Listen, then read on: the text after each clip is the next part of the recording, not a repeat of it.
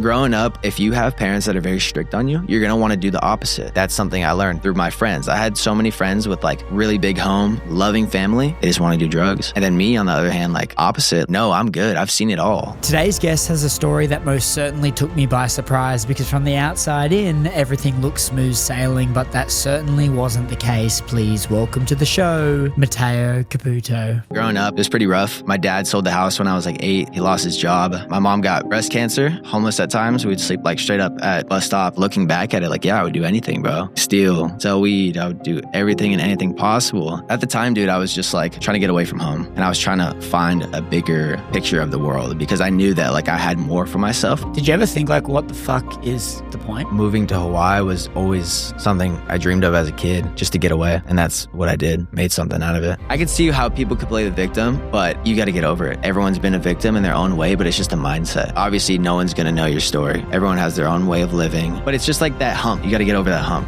of being the victim. And then you look at it in a different mindset. On the scale of like the easiest thing and the hardest thing you've been through, where does heartbreak sit on that scale? I think it sits with me pretty hard, I feel like. It's definitely taught me a lot. If anyone's going through like a heartbreak or anything, like it literally will change you for the better. It just depends on how you look at it. Letting go of the ego and just trying to be a better man. Because at the end of the day, like...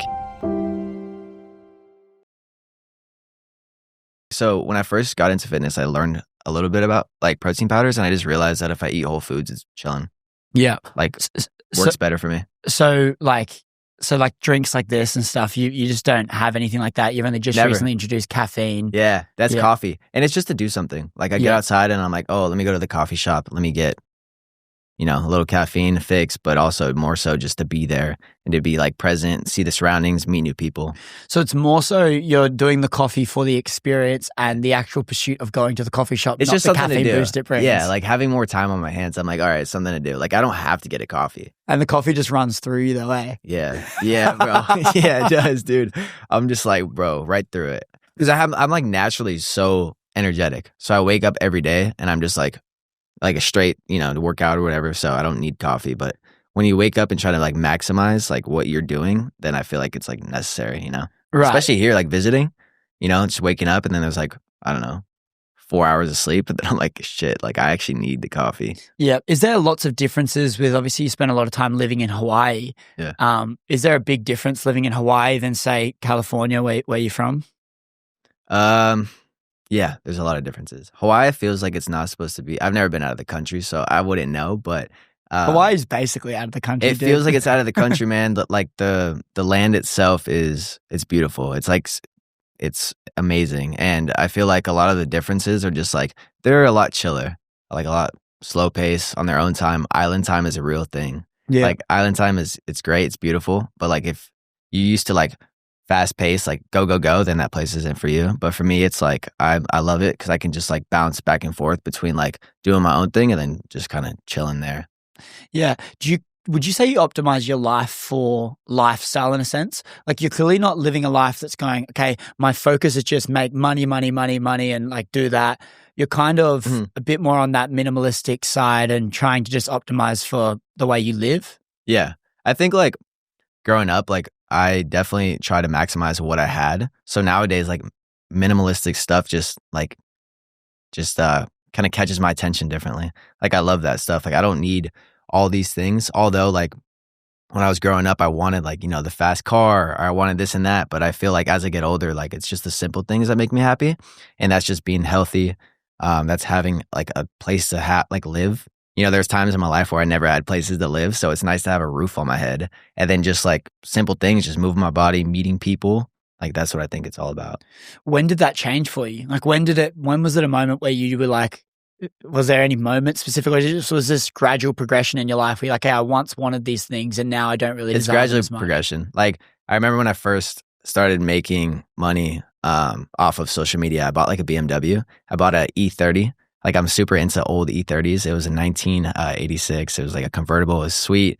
I was living in Hawaii at the time and I bought it for like $10K, like cash. And I was so stoked on it, right? But like as soon as I got it, I like drove it for a month and I was like, all right, this was cool. Like on to the next. And I realized like it could be anything. It could be a nice Porsche. Like I still want a 911. I would love that. But I'm going to get it and be like, oh, cool. This is how it is. But then I can spend that money on a trip and be like, wow, these memories, these things that I'm doing is just so much better and it's less materialistic. Obviously, you need like materialistic stuff in order to get there, you know, like nice sleeping bag or like a nice tent and stuff like that. But like when it comes down to it, like the things that don't bring value to you, like it doesn't matter as you get older. The nice sleeping bag. The nice sleeping bag, bro. It's so worth it. I just went on a camping trip with my buddies back in California in Mammoth Lakes. Like every summer we go. And it was so comfy, bro. I bought a little mattress and I bought a little sleeping bag. And like just being able to do that, I was so stoked. Like it's the little things like that to be able to afford, you know, the freedom and that it was amazing.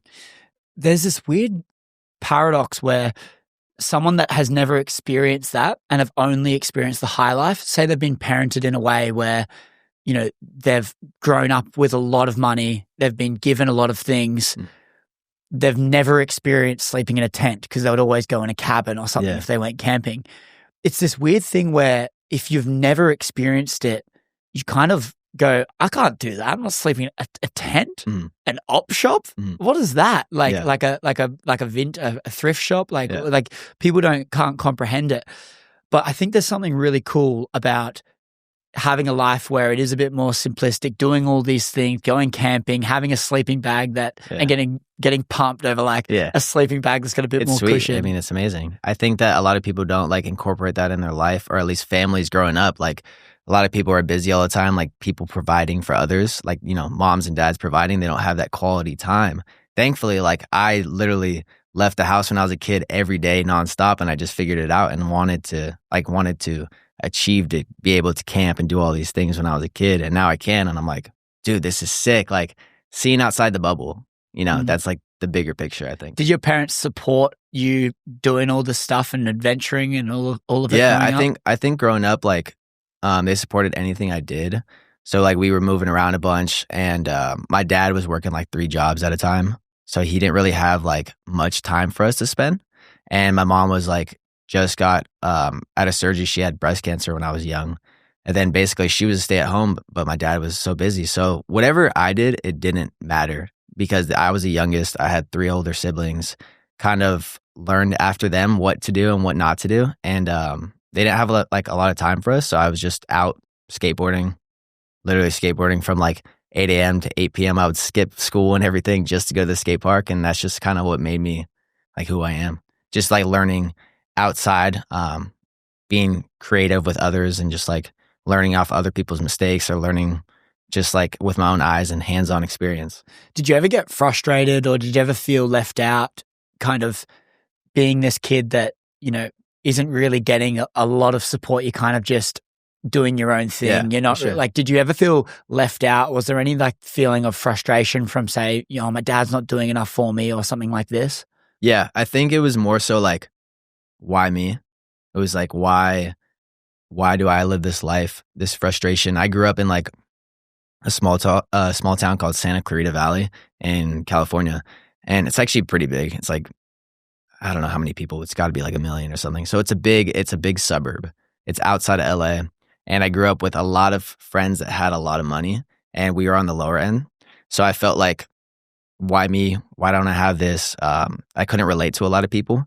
So I feel like that was definitely a big thing. And it's like, my dad went to college. I'm like, why didn't you get a good job? And then my mom like didn't work. And I was like, why'd you do this? But like life, you know, as I get older, I realize that life, there's the first time of living too. So I can never like, you know, wish anything changed growing up. But I definitely at times when I was a kid was so frustrated. I was like, man, this sucks. I couldn't get anything. I couldn't do this. But at the end of the day, like they put food on my plate, and I was blessed to be able to just have, you know, a place here and there to spend a night and stuff. Yeah, no, that's cool.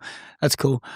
In terms of that younger Mateo, what was life like? Were you literally just spending your days all day skateboarding? Yeah. Talk to me about like those teenage years and I'd love to. Yeah. and like how was your life back then? So, from the beginning, what age? Just young. Whatever age. memories come to your mind. I mean, so starting from a young age, I want to say like 8 years old, my half brother introduced me into skateboarding. And that was like what really made me who I am today. If it wasn't for skateboarding, I wouldn't be me. And yeah, I don't like, it doesn't owe me anything, to be honest. It's got me out of a lot of, I could have taken a different route for sure.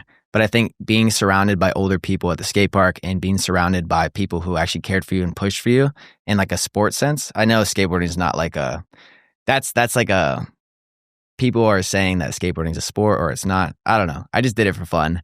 But It's a sport. you think so? I would say It's in the Olympics now.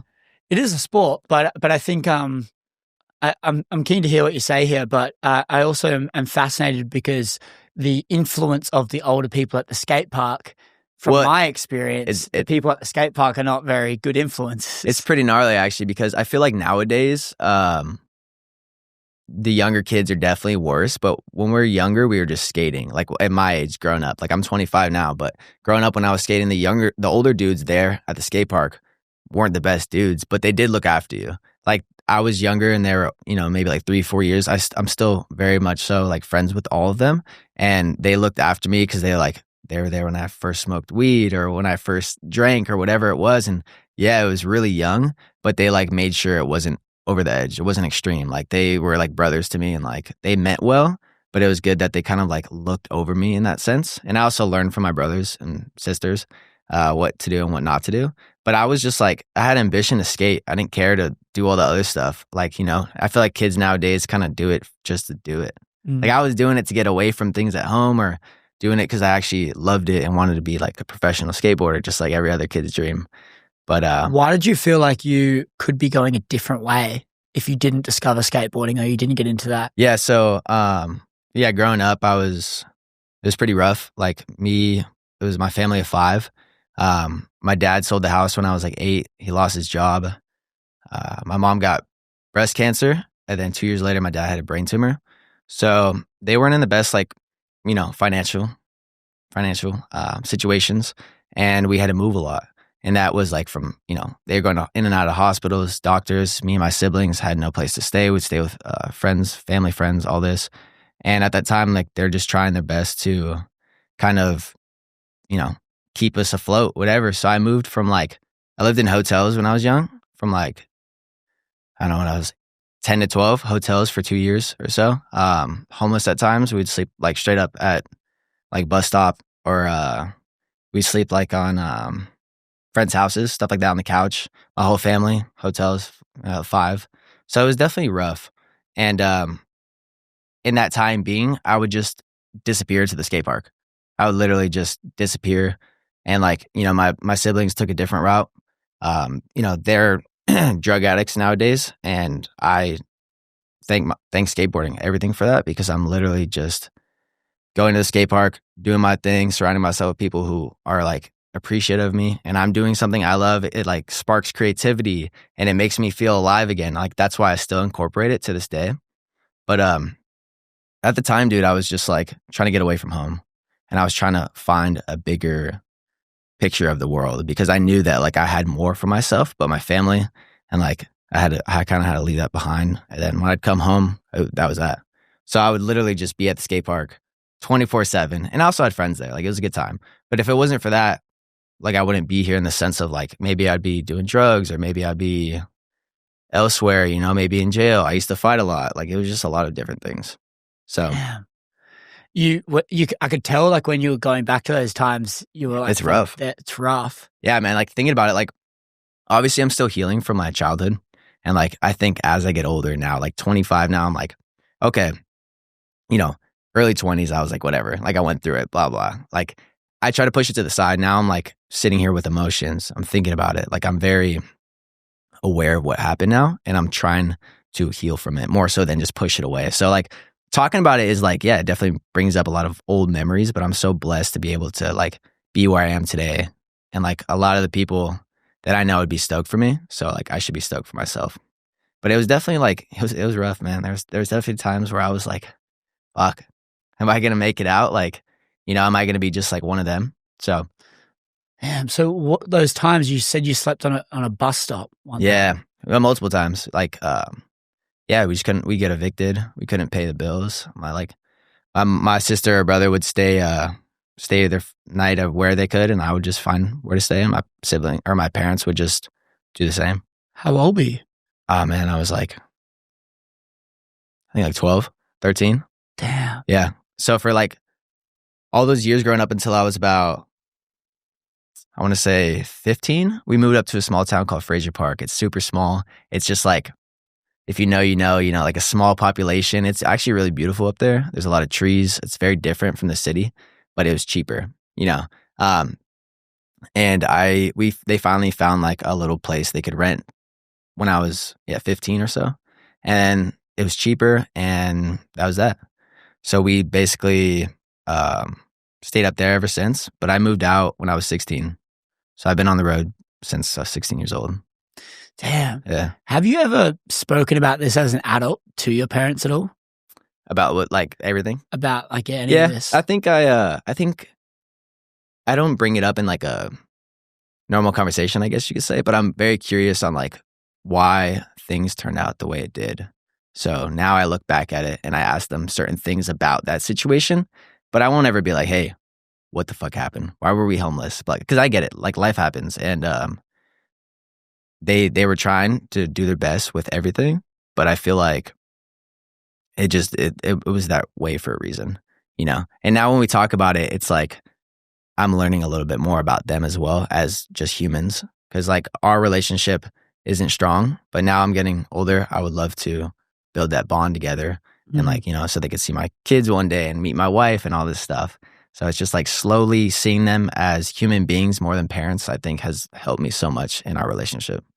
I've had it's not a similar journey. I've had close relationship with my parents, blessed with my upbringing, but you definitely go through this phase. I don't know if you've gone through it. I definitely did, where you don't resent them, but you just kind of go like, I'm not going to listen to your advice. Like, I'm doing my own thing. And you kind of disregard their opinion. And I did that for a while. I got caught in this cycle where I just was like, nah, like I'm not going to listen. I didn't respect my parents. And then you get a bit older and you realize, hang on, like they made me. Are you only child? No, I'm youngest of 5. Really? Oh, you got a big family. Yeah. Sweet. Youngest of 5, living a very different life than all my other siblings. But there's this weird transition where you just start developing all this respect. And what I found was it started with one little thing of curiosity of going, let's just understand a bit more about how they were going in that moment. Because for me, I look at a certain part of the upbringing and I go like, why was my mum and dad in and out of a relationship my whole life? Why? And then you kind of go, oh, they were out. Okay, that's like a blanket approach. Then when you actually speak to them individually and you understand all of the challenges they went through, and then the amount they shielded those challenges from us kids so we could have a normal life. Yeah. And you go, oh my God, like there's so much more respect. Yeah. I think you can kind of not see so much of the picture of your childhood from the lens of your parents because you were so young, you can't understand things. You were naive. I was naive. I was very naive and stubborn, narrow-minded. Yeah. So you only get to 18 years old and then you're judging from that period of time, not realizing that like if you were to see what they actually did for you growing up, you would be so amazed. And it was quite a profound thing. My relationship with my mum and my dad, they'll both be listening to this, they're biggest fans, has just gotten so much stronger over the last couple of years because of that willingness to talk and go deeper with them and be respectful and appreciate them. Yeah. And the more I appreciate them, the more I go, oh my God, like I just need to spend more time with them. Most definitely. It's an interesting thing.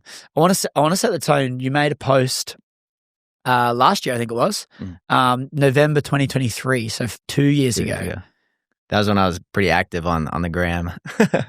Only time will tell. Fast forward 3.5 years. Honestly, it doesn't even feel like it was that long ago. I always used to think to myself, there has to be a better way to live, but how can I get there? I was frustrated with the world, thinking that it was all about money, a good job, and partying. But for me, the answer was different. It was about finding myself in a way that only I could discover. Physical activity brings me joy and ignites the creativity in my mind like nothing else. It keeps the fire burning like it once did as a kid and keeps me grounded. I just want to feel young forever. Don't we all? It doesn't matter what I do. As long as it challenges me, I'm up for it. I have no regrets about the past because all I can focus on is now. Here's to a better quality of life forever. I owe everything to my body for putting up with me all this time. Damn, I wrote that? You wrote that. I wrote that. That's pretty good. That was before ChatGPT too. I swear that was. That's pretty good. Why'd you write that? It's almost like looking back. It was a late night thought for sure. The post itself was, that was the whole message on Instagram. What I like to do is just spread like, I guess, awareness to show that I am human, everyone's human, and we all go through these things. But I think that post at the time was looking back. What photos were they? Do you mind showing me? There was some photos. I think it was like a transformation. Yeah, you had a transformation in here. Yeah. It was so I'll just pull it up. I screenshotted it. So if this internet works, I'll show you. But it was a post where you had you only had like one photo, but it was an older photo. It was an older photo. And then you showed maybe like a old version of myself or so. Yeah. I'm gonna find it for you just to paint just so I can see exactly what I was talking about, because there's definitely, when I started to go off Instagram and share my story like that, I think it's more so because I've been through the struggle in my life where I wasn't always healthy. Yeah. Like at all. Like I had to learn health and wellness all by myself, and it was self-taught, and it's been some years. Yeah. And so all the years of being by myself, I was like, I would love to share this one day. And that's what I did. So that's what I can't find the photo, but you showed, it was like you had photos in the thing. You had like some food you were showing. It was like a dump. Yeah. It went viral, dude. Yeah. That one went crazy. Oh yeah. Engagement. 60K. But I remember reading that and I just went like, being a past 3.5 years, I think you were showing a photo of you before it where you weren't as dialed, you weren't as jacked as you are. So growing up, I was very athletic. I was like very intuitive, like with my body. Like I knew exactly like what made me feel good and what made me not feel good. And as you get older, you get into partying with high school, you get into relationships, you get into new friends, you get into a lot of things that kind of separates you from what you like to do in life. So growing up, I would be skateboarding, playing soccer, baseball, whatever it was. I was just keeping my mind right. And I have a lot of ADHD. So it helps me with my life, right? And doing those things, I never thought secondly about myself or overthought anything. And I realized when I stopped doing those things as I got older and as I got into bad habits, and bad habits as in like after high school, we all try to figure it out, and we're all like, you're either getting a job or you're going to college. You leave school early, or you finished school? High school? High school. You finished high school? No, I didn't. No, you said left at 16? Yeah, so I moved out of my house when I was 16 years old, and it was because of a relationship. So, I mean, not going to talk about the girl, but she, I will forever thank her for that, for showing me a bigger perspective on life and kind of like putting it out there that like, hey, if you don't leave now, you're going to be just like your siblings, and like, there's no end for you. And I was like, I hated her for saying that, but it was the truth. Like I needed to get out. I needed to change my life somehow. So I reached out to my family friend. Actually, it was just my buddy, my best friend in middle school. I still talk to him. His family, they loved me, and they, they're definitely a little bit more financially stable than my parents. And the living situation was just like something I would have ever dreamed of. I always wanted to grow up in just a normal like home and not have to worry about bills or where I'm going to sleep or eat, whatever. And they took me in. They took me in when I was 16 till I was 18. They got me my first car. They got me my license. They took me back to school. When I was living with my parents, I wasn't going to school for like 2 years. So like 9th grade to 10th grade, no school. I went back to like a charter school. So they gave us packets. And I did it all the way up until, I want to say 12th grade, like finishing. I had 20 credits left. I don't know how it is. Packets? What's that mean? So packets were just pages, like thick pages of homework. You go there twice a week. I would go in and I would just fill out so many pages, like 30 pages of homework. But I would take it home. So you could do it. You could look it up. It didn't matter. It was super easy. It's just credits, right? But I actually did study for like a year and a half. I caught up like a year and a half of 3 years. So, like I had to make up for it. But I had 20 credits left and I just stopped going. said, fuck this. This isn't worth it. I could take my GED at some time. And then me and my buddies kind of made a bet like, hey, how far can you go without the GED? And it's still to this day, it's pretty fucking good. So, yeah. And it was funny. I mean, I would love to get a GED one day. What's a GED? So it's just basically like the equivalent to a high school diploma. Right. How is it in Australia? I don't know, dude. Yeah. I didn't go to like university or anything, but yeah, I mean. What is it? The high school? High school, you yeah. get a diploma, right? Or you can when graduate and yeah. So I didn't graduate. You would just get a piece of paper that says, "Hey, fucking here you go." A relevant piece of paper. Yeah, very relevant. Yeah, because I've literally all the jobs that I've gotten before social media, I just wrote that I graduated high school, and they don't check. It's funny. Everyone nowadays graduates, right? You would be surprised to hear that. Instagram's our resume now. Yeah, I guess so. Talk to me about. You mentioned that you would like just have to try and figure it out as a young kid. Yeah. And you would get inspiration from, are you the youngest? I am the youngest. So how many siblings do you have? I have 3. I have a half brother. He's like 30, mid-30s. I got an older sister. She will be 30 in August, I think. I don't know. As I get older, I forget about the ages. And then I got she's full blood. And then my other brother that's 18 months apart is 27. Right. And so you were saying that you kind of just learnt the ropes through them. Yeah. In a sense, growing up. Yeah. You mentioned that they're not in the greatest place now. How are they as a role model, and like kind of how is that dynamic kind of learning life through them? We will get back to speaking to Mateo in just 1 minute, but first I need to tell you about Dream Recovery. I've been using nose strips and mouth tape religiously for over 3 years now, and this may sound dramatic, but it has quite literally changed my life. I have a deviated septum, which means I can't really breathe out of my nose properly. And for a long time, I would wake up feeling extremely tired. My brain was foggy. I had zero energy. And come to find out, when you're snoring and breathing through your mouth all night, you're not truly allowing your body to rest. Your mouth isn't made for breathing. Your nose is. And we can go without food for weeks. We can go without water for weeks, but we can only go without breathing for minutes.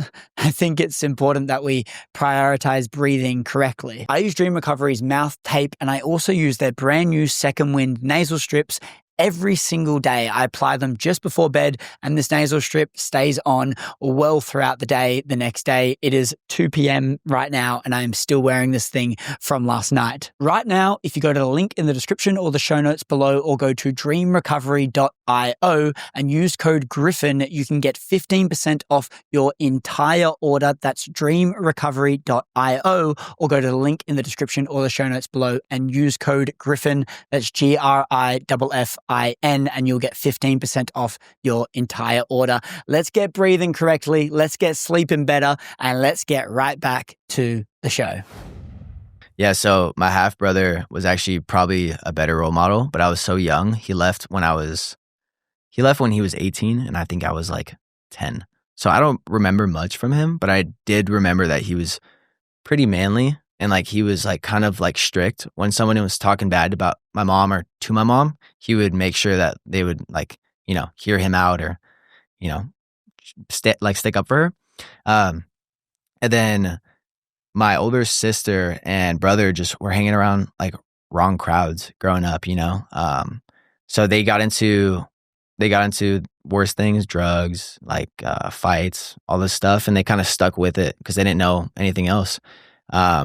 I don't know where they got it from. I really just think that it was the people you surround yourself with. Like, thankfully, I grew up with so many loving friends and so many families that like took care of me and gave me community and made me feel like a part of something.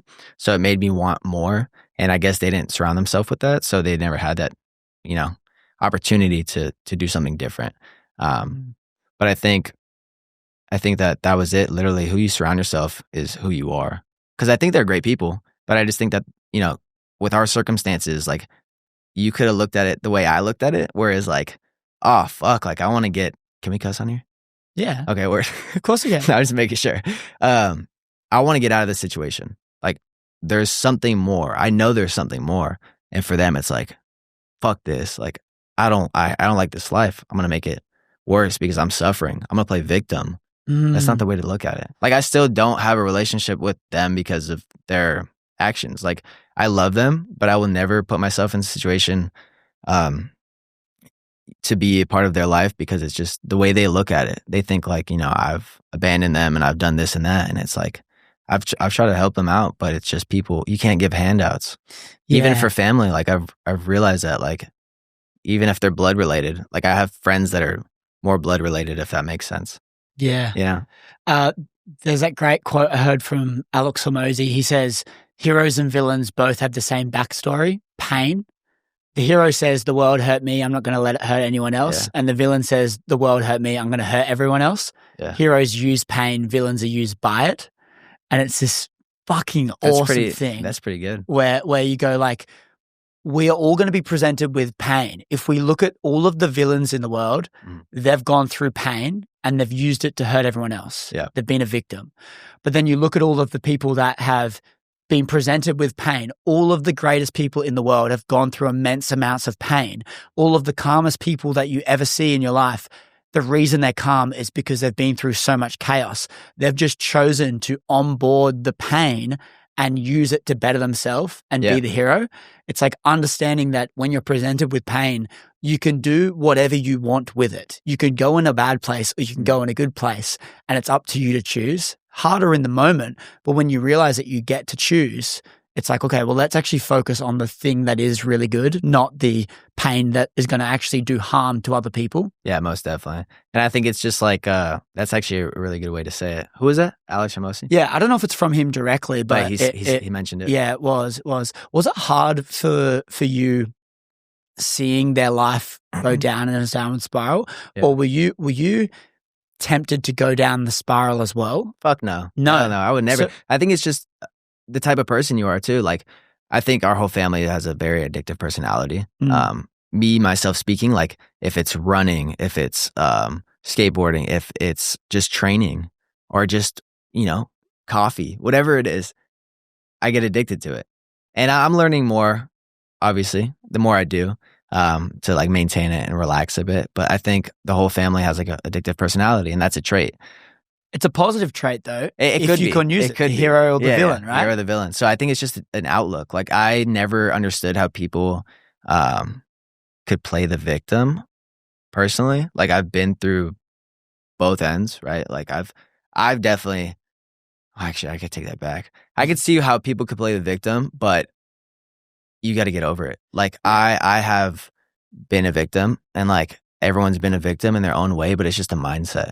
Like obviously no one's going to know your story. Everyone's very different. Everyone has their own way of living. And it could be the littlest things in life that you grow up with it's unusual. And like that, you could be victimized by that. But I think it's just how you look at it. And it's like, hey, I want to achieve more than this and like past that. And then like, you're like, okay, cool, I can do that. But it's just like that hump, there's a little hump to it. You got to get over that hump of being the victim. And then you're like, oh wait, this is actually great. And then you look at it in a different mindset. So going back, yeah, you could be a victim, but it just depends if you can overlook that, So when you saw them going down that, like the path that going in a downward spiral, call it, where they were getting kind of, probably the way it works for most things, positive and negative, is there's a gateway where it's a bit smaller. So maybe like the people that turn into drug addicts, they just start by smoking weed. They definitely. And then it progresses to the next thing, thing. So I did the same thing as like my siblings. Like I smoked weed. I was smoking blunts in my bedroom when I was 13. I was just blowing blunts and my parents didn't give a shit. I think that's also what it is. Like growing up, if you have parents that are very strict on you, you're going to want to do the opposite. I think that's something I learned through my friends. I had so many friends with like, they're in a like really big home, loving family. They just want to do drugs. And then me, on the other hand, like opposite, like, it's cool if you do drugs. Go ahead, do whatever the fuck you want. I'm like, no, I'm good. I've seen it all. Yeah. Like, you learn at a young age, and it depends on the person you are though. Like if you grow up and if you want more than that, then great. But if I sat back and just smoked weed all day, I would eventually probably just get into drugs if I didn't care about what I wanted to do. Yeah. But my family giving me like basically you could go this way, you go that way, whatever you want. Be your own person. That's what made me like, nah, I'm good. Like I don't want to do any of that. Yeah, it's the freedom of choice, firstly. So you're not like kind of going, you're telling me no, I want to go against you. Yeah. So there's that element, but then there's also a level from a parenting standpoint. What's so important is to be able to empower the kid to do whatever they want, and remind them that their worth is far more significant than a lot of the things that society or whatever is telling them to do. Like if your parents can say, I'm not going to stop you from smoking, but I don't think it's going to serve you.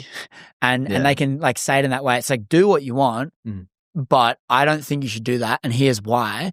And here's my experience, X, Y, and Z. And I guess as a leader, as a parent, where you're trying to instill your values, not your life, and you don't want them to just be a carbon copy of you, but more so I think your job is to instill your values onto them so that then they can then flourish into an amazing person. They can then have this empowerment to be able to do whatever they want. It's an interesting thing because if they just say do whatever you want, but then they don't share anything that could be of value. I never knew anything about my parents growing up. Like I had no idea what they valued. It was just like I didn't have time for that. They didn't have time for it. Like we didn't have time to spend quality time. And I'm like, then I got older, and then by the time I did want to ask those questions, I was out of the house. Yeah, So now what we were talking about earlier is, now I see them as humans and more than parents. And now I ask them questions like that, and it's nice to hear. But when I was a kid, I wish I understood that, but I guess it happens for a reason. Yeah. Talk to me about this progression in like career when you decided to start posting online and doing these things. Oh, this is a good one. Yeah. What made you want to start posting, and how did it all progress into that? So I feel like I've always wanted to get into like acting, or I would still love to be an actor or do something like that, or like modeling. I always wanted to be something more than I wanted to always shit on the people I grew up with. Like that was it. Like, just because like, there's obviously people you just want to do better with, or but I got into social media because I'm trying to think, where did it all start? I guess I could start with like how I get into health, and then I can go into social media. Let's do it. That's cool. Sweet. So yeah, I got into health and wellness during COVID. I was looking out of shape. I was bent. I was just like, man, like my potential wasn't being used. And it was such a long period of time. I think it was like a year and a half of me just being like, just there. I was existing. I wasn't living. I was like working at a teriyaki bowl place. Like I was just like late to work. I would be getting written up, like even at the easiest job. I just didn't have any fulfillment. Like I was just there, just trying to figure it out. I was like, so what you called like trying to be like gangster and stuff like that. Like I had like a whole get up. I would wear tracksuits and like I'd have like a man bun and just like try to fight people for no reason. Like that was me after high school. I just thought I was like, someone I'm totally not. Damn. It was funny. It's like day and night difference. I mean, it was just because like I think it's the way I grew up was I would hang out with people who didn't. That would be the same, right? You're trying to relate to your friends. So I would hang out with a lot of people who didn't have much either. And like, I think the tendencies that are brought with that is just like, you don't have much. So you kind of have to, you're either stealing or you're doing stuff like that. So I did a lot of, things just like that growing up. I'm not going to incriminate myself, but it's long enough that you're not going to do any of that stuff. But yeah. I know. I think surrounding myself with people who were not doing good things in that, I wasn't like, doing anything crazy, but just I get it. Street stuff, surviving, and I think just being surrounded by that was why I thought that's the route I have to go. Like I have to make it out this way. Like I was like selling weed and selling all types of stuff just to make a couple bucks for no reason. So that was like my persona, and that's all I knew. Literally growing up, I mean, I used to do that stuff when I was like 15 to 18, just sell weed for just to make it makes sense though, right? Because you're looking at the life. It's a different life. I mean, if you're sitting there, right, and you're having to sleep at a bus stop or something, like you're doing anything to, you don't know any, like you're 15, I didn't know better, right? Yeah, I didn't know better, and I also like I just remember the times where I couldn't eat, and I'm just like I got to eat, so I would just you couldn't eat. Yeah, I mean we just didn't have money, so like just no food for the night. So like it's just like looking back at it, like I would do anything, bro. Like literally anything, steal, sell weed. I would do everything and anything possible.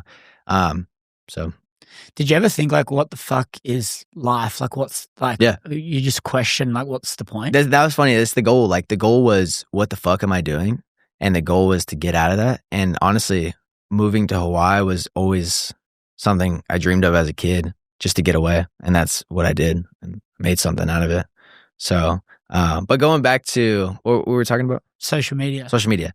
Okay. So after all that stuff happened, that's all I knew. Right. And I wanted to change who I was, because I was like, man, like I would, even speaking, like I would mumble a lot, and I still try to speak better.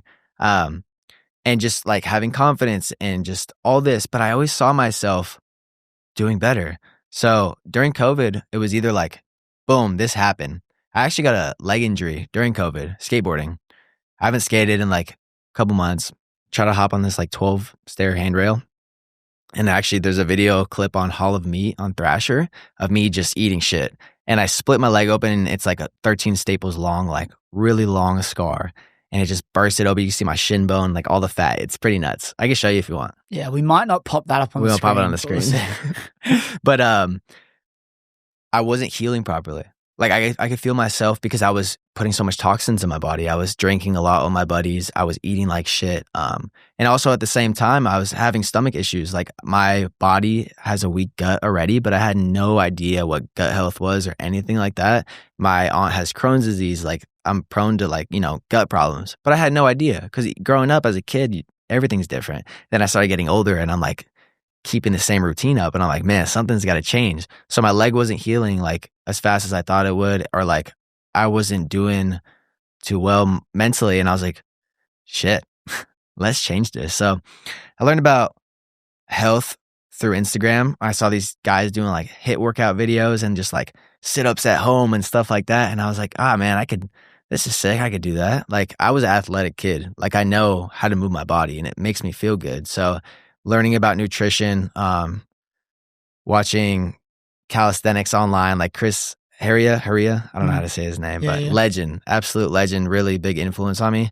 So I learned about that, and then I learned about diet, calories, boom. And then I was like, oh, I'm hooked. This is great. 3-4 months in, I'm like down like 10 pounds. I stopped. So I smoked cigarettes. I drank like Juuls, a little bit of weed, but I just quit everything cold turkey. And that was the biggest, like, thank God I did that.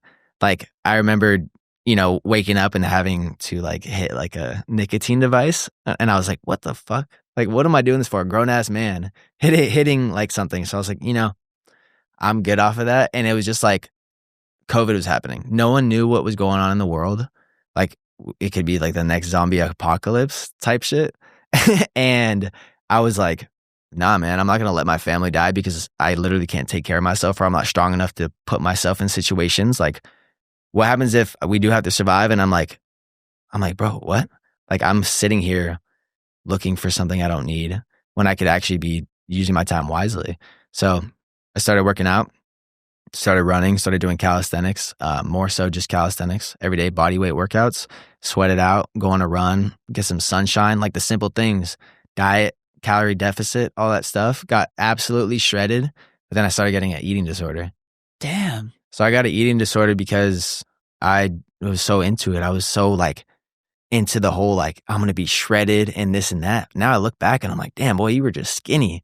Like, you were just had abs because you were skinny. And I'm not saying I don't now, maybe a little bit, but like I work out fair amount now to, say I'm not just skinny abs.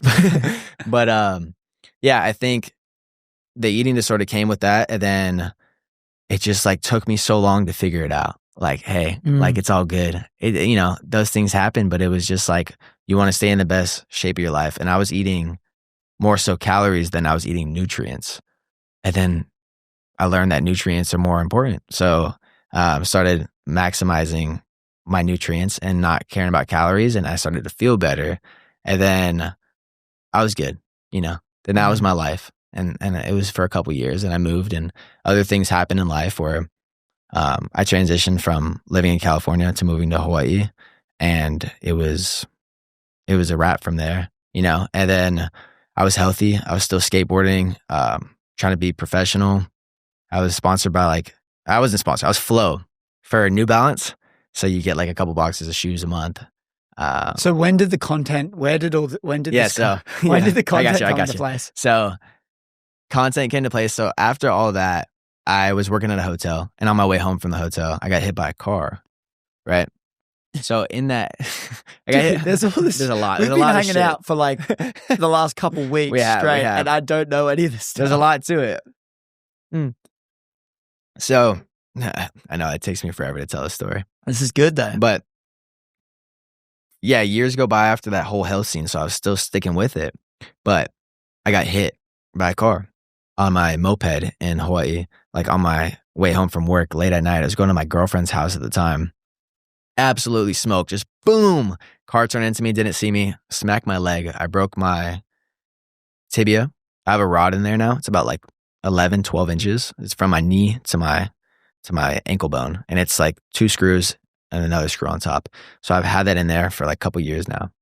And while I was in the hospital, I like wrote down everything I wanted to do before I died, because I got lucky. I didn't have a helmet on. Like I flew like 15 feet. Like I fucking, I got hit, and it woke me up. So I wrote down everything I wanted to do. And in that time, I had so much, time on my mind and just like freedom. So I would just scroll. I would doom scroll. I'd be on TikTok. And I had a little bit of following actually on TikTok from skateboarding, for like 20,000 people follow me, which is a good amount for skateboarding, because if you go on there, like the videos don't do well if you post skateboarding. And it was like, oh, cool. And I saw these get ready with me's popping off. Like even like dudes I know now personally, I would see them back then. I'm like, man, if they could do this, I could do that. Like I'm not terrible looking, like, and I think I can achieve this. Like, why not? Sure. Because they're making a killer living off of this stuff. So I started posting like kind of lifestyle stuff, like get ready with me's. And then I was doing and while I was doing get ready with me's, people would see that I was like fit. And then I also started sharing my journey on my leg and how I'm recovering and like what I'm doing to stay in shape while recovering, and like kind of just putting it all together. And then just started creating content that way, and just started sharing like the lifestyle that I live. Like, I lived on an island. I was into body weight, calisthenics, like super minimal stuff, because growing up, like, I didn't have all the energy or the time I could put into a gym, or I always wanted to, but then I always thought it was cool to move your body and only your body. So I got into that, and people liked the idea of it, because it was, the gym scenes, it could be toxic and stuff like that. And there's a lot to learn. So me getting online and saying, I have a fit body and all I do is push-ups, pull-ups, and people were so stoked on that. They're like, oh, wow, if he could do that, I could do that too. So I think it was just that, and following the journey with the leg. And then people really started to like look into me, because they're like, oh, this dude's like cool. And then it was also like mullet mustache. And then it was just like clothing, and it was just like, boom, like this guy's teddy bear with a mustache. No, save a horse, ride a mustache. Save a horse, ride a mustache. Dude. Shirts are elite. But ever since then, like just sharing my journey in life. And I think I started to talk more online, and my homie was like, hey, you should post on Instagram. You should post reels. And I was like, man, I don't know if I want to do that. And then I did it. And then it was just like, boom, one night, like crazy. Like it was like, I think 1 month I gained like 150,000 followers from that. And I was like, this is insane. And I was like, okay, let's capitalize on this. Let's start doing it. Coming from where I come from, I'm like, my parents would be like, dude, what are you doing if you don't do it? Because I never saw myself on social media. Like I never saw myself as like a presence or like doing it full time. I always knew I'd do something, like I said, like acting, modeling, but I didn't think I would be like an influencer. I think it's like still funny, and like I have to get used to it. If you go back to like that tracksuit guy with the man bun and wanting to fight. I got to show a photo. It's so funny. Yeah, we got to pop a photo up on the screen. It's jokes. Like you would say right now, you look far more attractive than that guy back then. Oh yeah, most definitely. Yeah, right. 100%. I had CJ Bloomfield. The episode's actually, it was unreleased. Hopefully we get to release it later on in this year. He's just going through some things at the moment that we can't release the episode.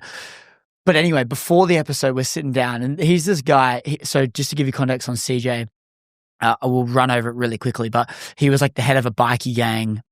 He got sentenced 27 years in solitary confinement in jail. Yeah. He's like 6'5", black guy, knuckle busters tatted on his wrist, like full blown gangster. Got sentenced to jail, found God, fell in love with acting. 2 years after he got out of jail, he only spent 2 years in there. That's great. 2 years after he got out of jail, landed his first movie with Chris Hemsworth. He's literally signed a 10-year deal with Warner Bros. Whole life. He's about to be an A-list celebrity. Oh, that's amazing. Anyway, he was like, when I was a gangster, I looked like a gangster. Let's get this straight too. He was probably a gangster. I was just a wannabe gangster. Yeah, but here's the thing. Like, I know I'm saying that, but what I'm getting at is when the life is that way, and when you're like kind of showing up that way, your looks reflect it. Mm-hmm. And when you change and the soul changes and like the internal and the way you see yourself, when you start looking after your body, you change. And the thing that he said, he was like, man, I was nearly 200 kilos back then, like overweight, which is like 400 and something pound.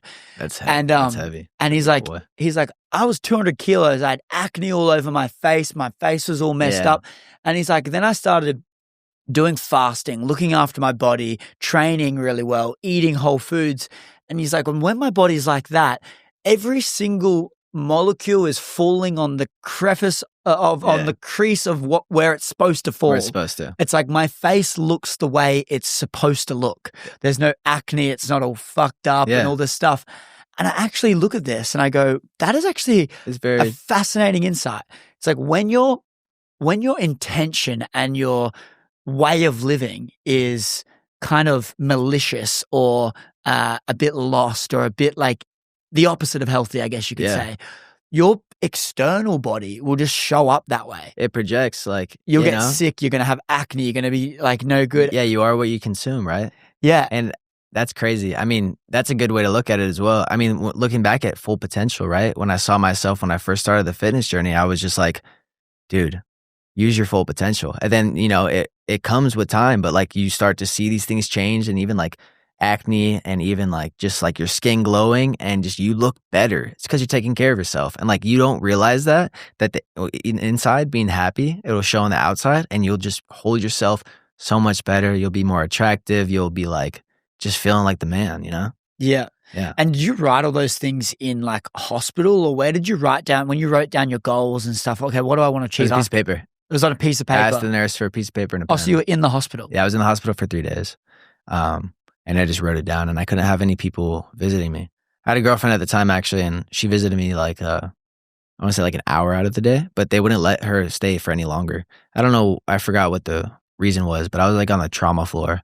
So it was pretty gnarly experience, to be honest. Like all I remember growing up to is honestly like a little haunting because I was in the hospital for my mom's breast cancer or my dad's tumor. So like when I was there, I was like, fuck, I've seen this before.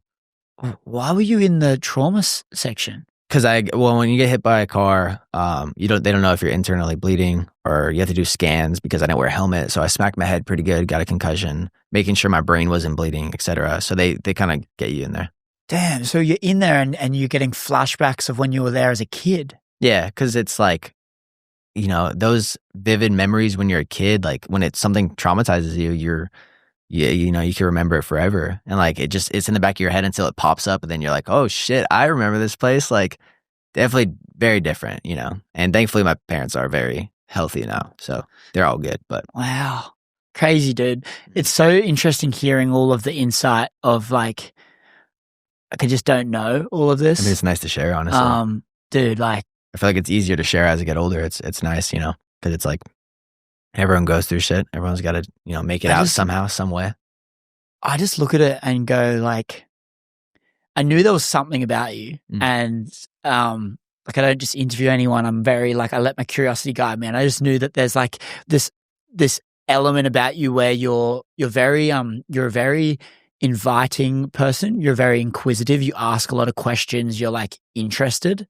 I appreciate and it's like I just feel like you can't really do that without going through some sort of challenge. Most definitely. I honestly look at all of the characteristics that we strive to achieve, all of the characteristics that our dream future partner is going to be attracted to, Mm. they don't come by just having a smooth sailing life. No. They all come from all of the challenge. Yeah. It's like the challenge is the thing that makes you the person that is of value. Most definitely. Especially for men. And I just see this, and this is why it's like so interesting to see where it all goes down. From that standpoint, you mentioned you've had a couple of like breakups, you've been in relationships. Yeah. Since you've gained an audience and you've kind of gained popularity online, has the dating dynamics changed? Has it been like an interesting thing to navigate? I would say it's changed in a little bit. I think people look at Instagram like more than it is. Like we talked about earlier at coffee. It's just numbers on a screen. Yeah. You know, and it's funny that people will, you know, idolize you, and it's great. Like I love being an influencer and influencing the good things in life, like being healthy and just being optimal and being like prioritizing your health so you can be that person you want to be there for your family, be there for yourself at the end of the day, because that's all you have. And I love being an influence on that. But I feel like, you know, sometimes people idolize it a little bigger. At least it's like, I'm not Leonardo DiCaprio, you know, and when he's, you know, dating, you can talk to a girl and she'd be like not too interested. And then someone like mentions you and they're like, oh, what do you do? And it's like social media. Excuse me. Yeah, they're like social media. And then they're like, oh, like they're so infatuated with it. And it's just funny because it's like, what are you going to gain out of that? Yeah. And I've only had a couple girls like that. And thankfully, like I am actively dating and I do like, you know, see girls here and there. But most of the time if I get that hint that they're like that, I'm like, this sucks. I'm out of here. But it's whack because I just want to be me. I just want to be myself. Yeah. And I'm literally always going to be myself. But it's like the girls are making it weird because it's like, oh, they have a following.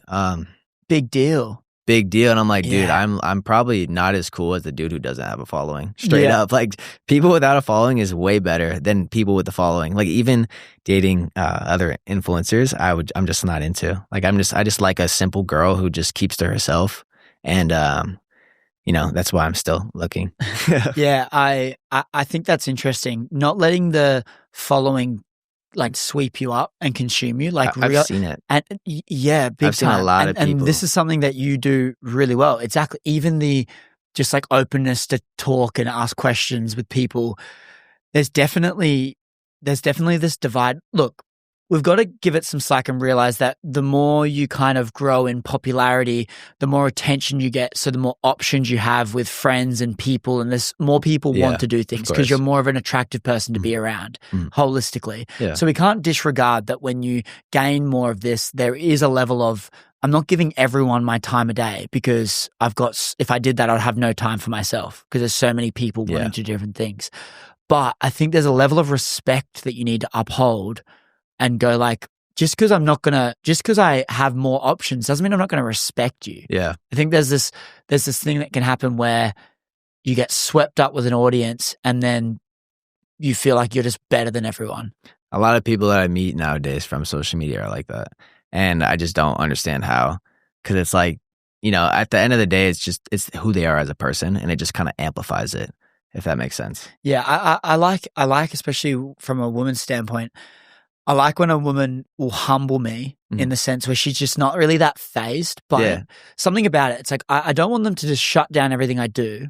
When I'm excited about something, I want them to be, when I'm excited about something, like I would want my partner to be excited for me and have that passion and support, right? Yeah, most definitely. But like, I don't want her inflating me all the time. Like, I don't need that. I want, like a good partner would be to have her own thing going for her, but also, very interested in what I'm doing. It doesn't matter if she's not interested in it, but just to be just to love that I love doing it, you know? And that's like the best thing you could probably find in a partner is like making sure that like, you know, they're supportive, whatever you do. And I think that's like the best thing is just like making sure that you feel seen and they feel seen. And like, I'm going to go for a run, 20 miles, whatever. Like it could be a long run. And she's like, I would never. Right. But I want a girl that could like keep up with like a 3-miler. Or if I go do Pilates with her, like she's kicking my ass. Pilates, like boom, it's sexy. Like it's hot. Like it's, you know, she's got her thing going for her. You see her in her element. That's what it is. Like seeing your partner in their element is top tier. On the scale of like the the easiest thing and the hardest thing you've been through.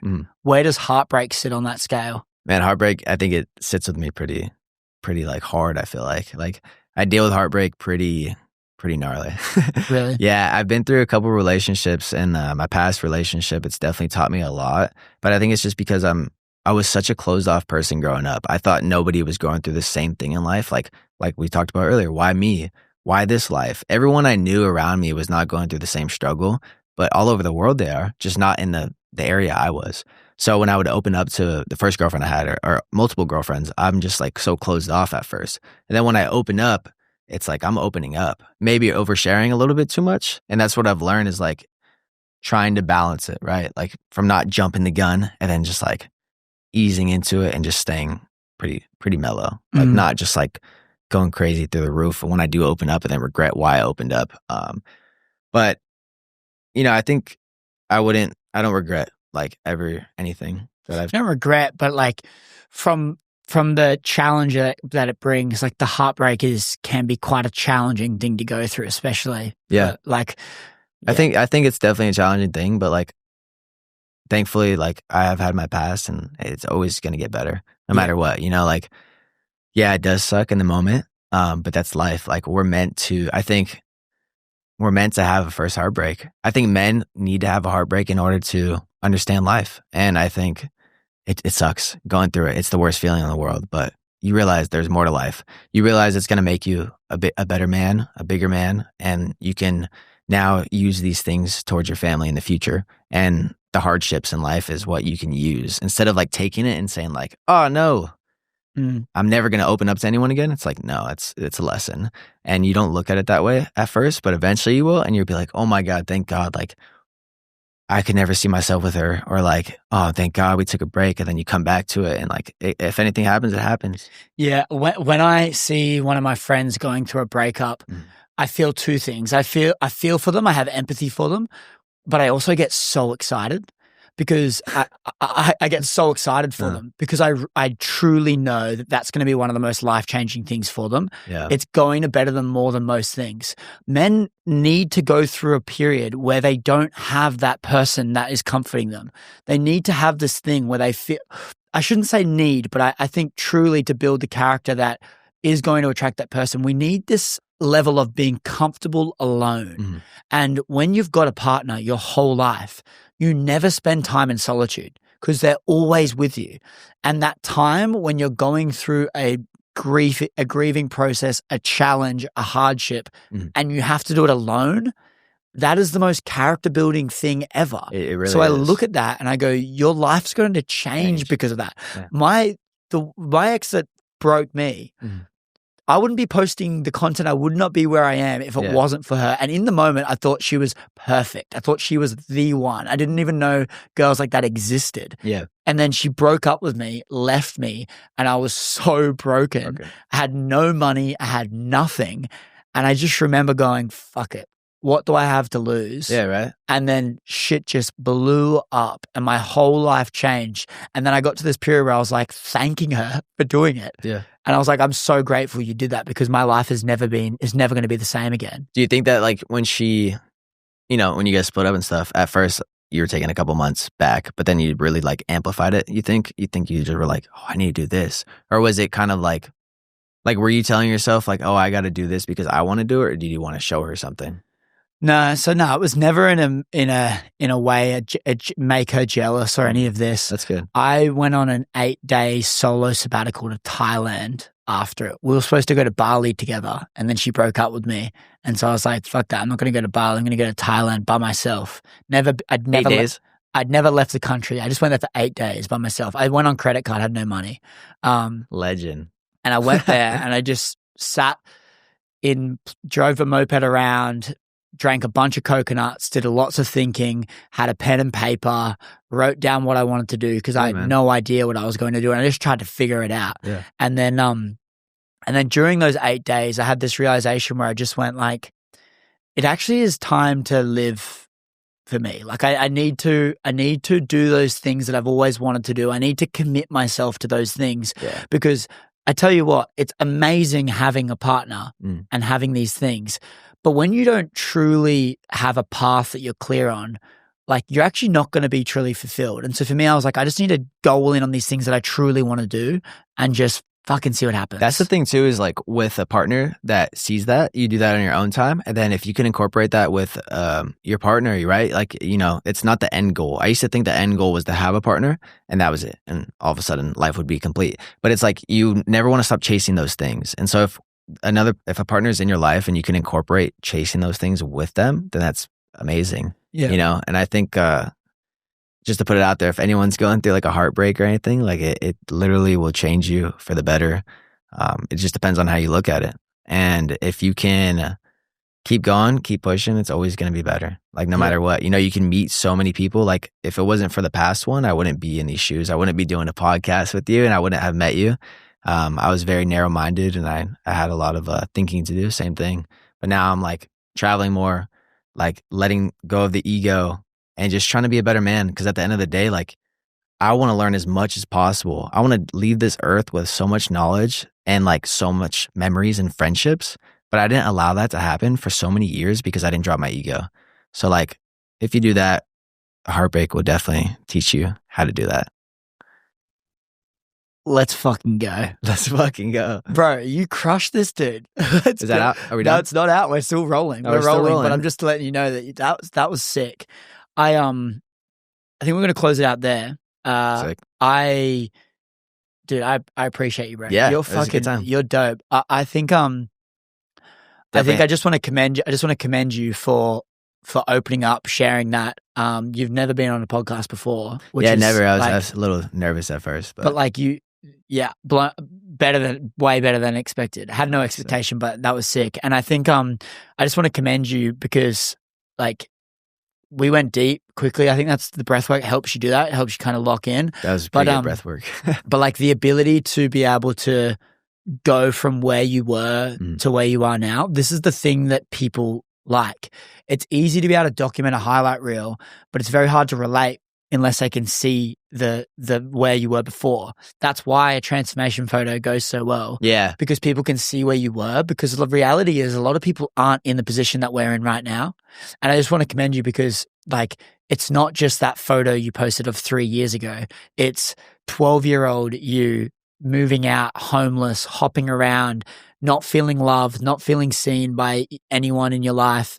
And like to see where you've come from that, like in every way, is the coolest fucking thing. Thank you. Let's fucking, I appreciate you. let's fucking Thank you. go. And is there anything you want to say before we wrap out, or are you good? I mean, it's been a blessing, the whole journey, and I hope to continue to just do the things that I love. And I mean, that's really it. I feel like we definitely, answered a good amount of questions, and I feel like we could even go longer, but we could keep going. We could rip another one or another time, but we could talk like marathons and all that. But this was good. It's a deep dive. I feel like a lot of the people don't know this about me, so it's cool.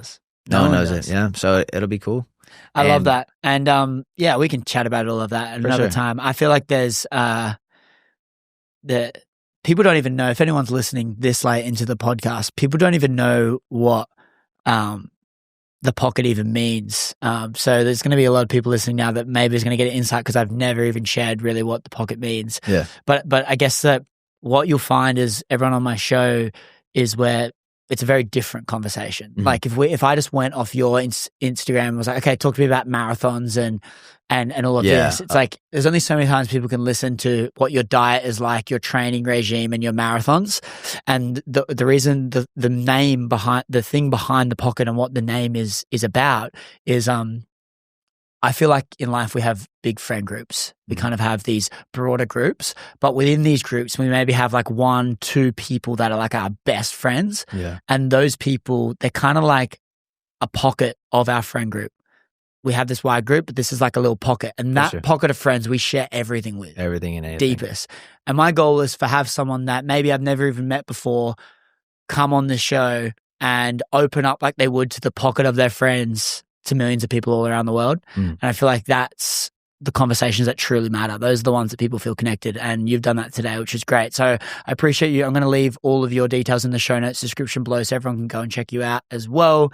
And if you guys have made it to the end, screenshot this and tag Mateo and I on your social media just to let us know you've made it to the end. And we'll personally thank you so much. And leave us a 5-star review on Spotify because it really helps us get better guests on the show, just like Mateo. We keep on growing together, but we're going to sign up for this week. But I will see you guys very, very soon. Bye-bye. Sick. Peace.